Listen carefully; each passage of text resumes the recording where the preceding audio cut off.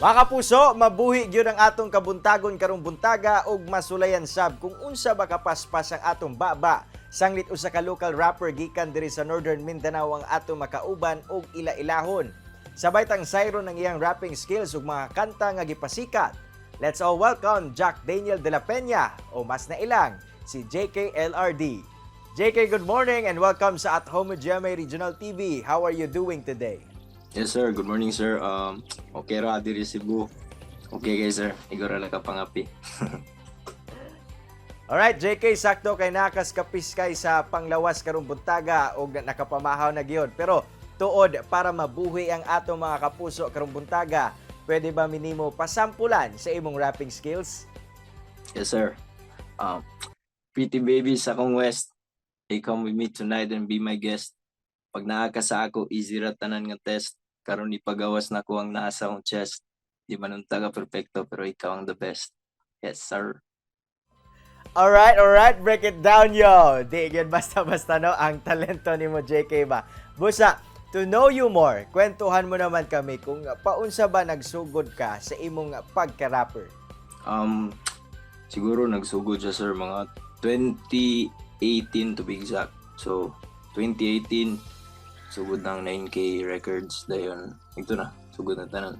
Aside sa most members sa family kay nindot ang mga tingog, ako rin dili lugar na ang ako magumbarkada kay like sa streets gining dako.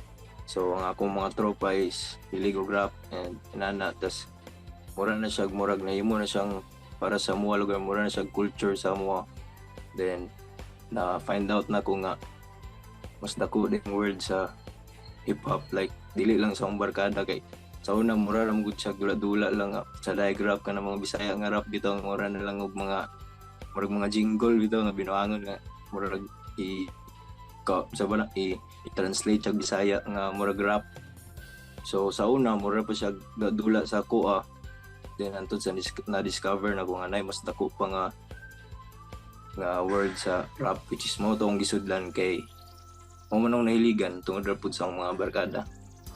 Tuod unsa pud ba JK ang nakita nimo sa rapping nga napamahal man gyud ni sa imuha ug karon gikarir na gyud nimo?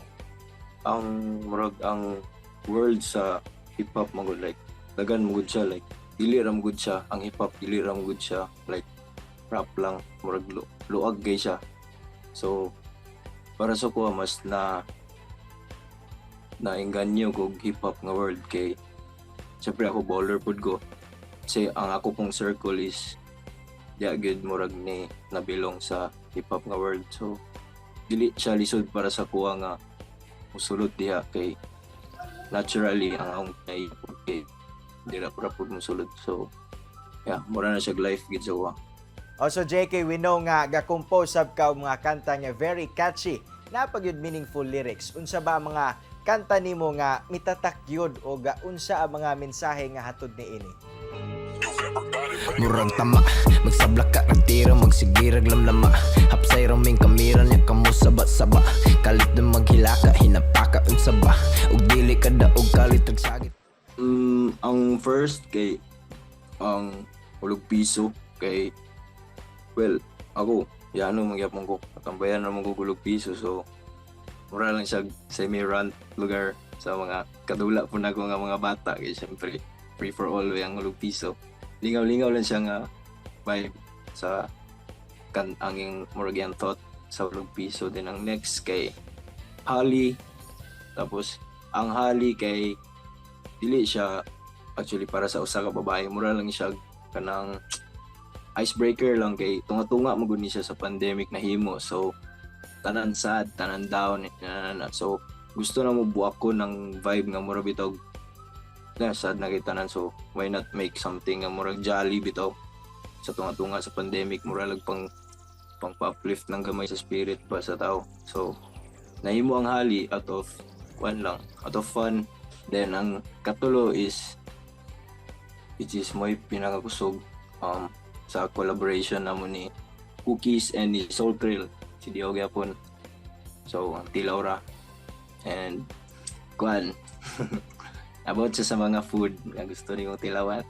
Nako, di gyud basta-basta sab ang mga mensahe nga imong ginadala JK through your songs busa to inspire other people, labi na sa ato mga kapuso viewers JK nga nangandoy sa mahimong rapper, aduna ka ba'y mensahe o tambag nga mahatag ngadto kanila? Well, cliche lang sa paminahon pero madugay masabtan na ninyo ang storya nga padayon lang kay part sa pagpadayon dili ang padayon lang itself kay part sa pagpadayon ang moagi kag ubos ug taas. Pero kung moagi gani kag ubos nya luyahan na ka diretso why nada. Padayon lang gani, ipadayon lang tuo sa imong music. Ayog ka awkward kung para sa imo kay murag corny paminahon pero kung kabalo ka nga gikan to sa imong kasing-kasing and kabalo ka nga real situation to and imo tong kinabuhi siguro ang imong giingon and kabalo ka nga naay matabangan siguro ani nga music nga imong gisulat. Sige go.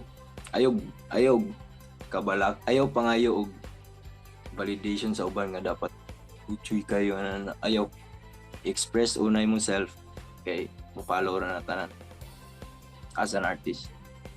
Alright, daghang salamat JKLRD sa imong time nga gihatag dinhi sa At Home with Jamay Regional TV. Padayon and keep on inspiring. Thank you sir. Thank you GMA. Kini ang At Home with GMA Regional TV.